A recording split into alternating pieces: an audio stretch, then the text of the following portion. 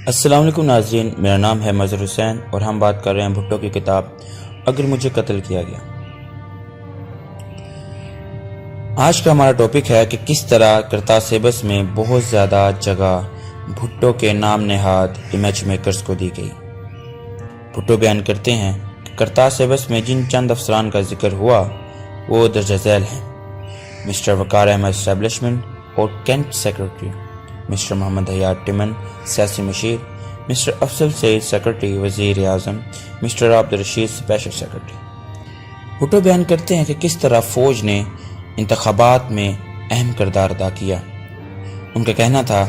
کہ جس طرح روس میں سرخ فوج نے عوام کی بیداری کی تحریک چلائی یا چین کی لبریشن آرمی کو صرف یہ اعزاز حاصل ہے کہ اس نے چین میں تمام مچھر ہلاک کر دینے، پولنگ اسٹیشنوں کو آدمیوں سے بھر دینے کا کام کیا، یہ باتیں لوگوں کے خون کو نہیں گرما سکتی۔ اس ریمارکس میں جو میں نے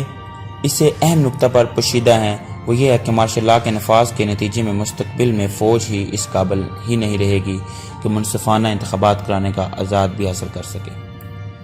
فوج نے اپنی جانبداری کے کردار کو معطل کر دیا۔ اگر فوج غیر جانبداری کا کردار ہی ادا نہیں کرے گی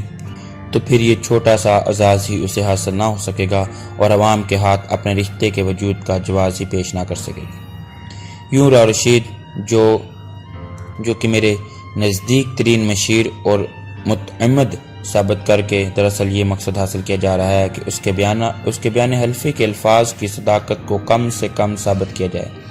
اور ان کا دائرہ بھی محدود کر دیا جائے، انہیں ایک آزاد گواہ کی حیثیت سے کمتر ثابت کیا جائے اور ان کی گرفتاری اور حراست کے لیے کوئی دوسرا جواز فراہم کر لیا جائے۔ راؤ رشید نے بلوچستان میں فوج کی موجودگی کے بارے میں جو رائے دی اور مجھے اس میں ملوث کیا وغیرہ وغیرہ، انہیں اس کی نہیں بلکہ اس بیان حلفی کی سزا دی جا رہی ہے جو ان کی رائے کو بڑھا چڑھا کر پیش کرنے کے اپنے مقاصد ہیں۔ ان کی اس طرح کی رائے ان کے اپنے مقاصد تھے۔ اس طرح پروجیکشن کرنا کہ وہ میری حکومت میں دوسرے طاقتور فرد تھے بلا جواز نہیں، بلکہ اس پروجیکشن سے میرے خلاف خاص مقاصد کا حصول ایک بری بات ہے۔